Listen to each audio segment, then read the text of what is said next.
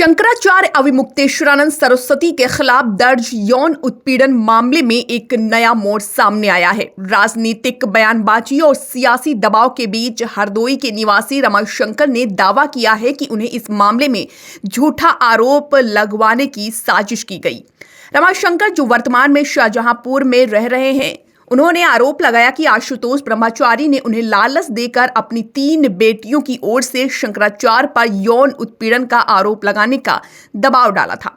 रमाशंकर का कहना है कि उन्होंने साफ मना कर दिया था और झूठा आरोप नहीं लगाया। उन्होंने ये भी दावा किया कि पूरा प्रकरण साजिश के तहत रचा गया है और उनकी और उनके परिवार की सुरक्षा को खतरा है। हालांकि प्रशासन की ओर से अब तक कोई आधिकारिक टिप्पणी नहीं आई है। मामले की जांच जारी है और सत्यापन के बाद ही सच्चाई सामने आने की उम्मीद जताई जा रही है।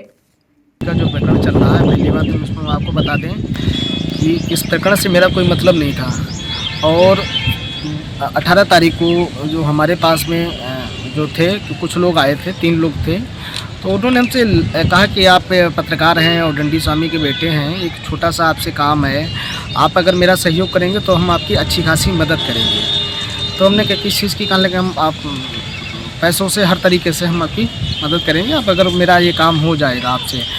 तो उनसे ऐसे बातचीत होती रही, क्योंकि वो मेरे पिताजी का नाम लेकर के आए थे, तो ऐसे जनरली बात होते होते धीरे धीरे बात होती रही।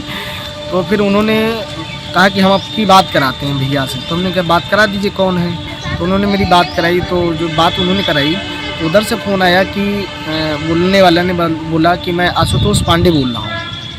तो मैंने कहा कि आशुतोष पांडे कौन। तो उन्होंने कहा पहचानिए। तो कुछ आवाज़ मुझे समझी हुई लगी। तो मैंने कहा जी भाई साहब प्रणाम, बताएं आप। तो उन्होंने मेरी बात कराई। तो जो बात उन्होंने कराई तो उधर से फ़ोन आया कि बोलने वाला ने बोला कि मैं आदेश करें कैसे हैं। तो उन्होंने कहा नहीं बढ़िया हैं और सब बढ़िया हैं, आपके पिताजी एक्सपायर हो गए, हम आ नहीं पाए, मुझे दुख है इस चीज़ का। आपसे हमारे पुराने साथी रहे हो, आपसे एक ये काम है कि यार एक स्वामी जी हैं जो हमें बहुत ज़्यादा परेशान कर रहे हैं। तो हमने कहा कि कौन ज़्यादा परेशान कर रहा है। तो कहने लगे हम बता देंगे, आप ये आपके बच्चे हैं, आप मेरी इतनी मदद करिए कि हमें ज़रूरत है लड़की की। तो आप अपनी बच्ची से उसमें स्वामी जी पे आरोप लगवा दीजिए कि उनके जोशीमठ आश्रम या काशी आश्रम में गए हैं। तो हमने कहा कौन स्वामी जी हैं।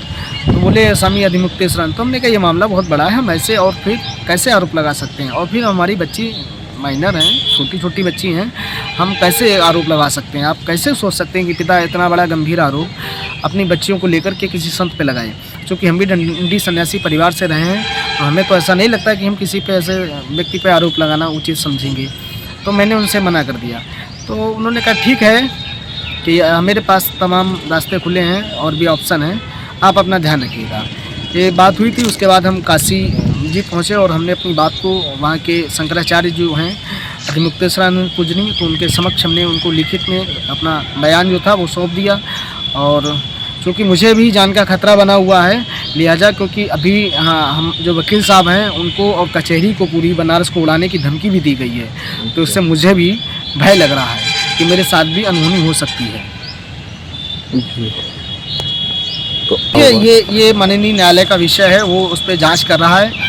जो भी प्रकरण आएगा उसका वो दूध का दूध पानी का पानी हो जाएगा।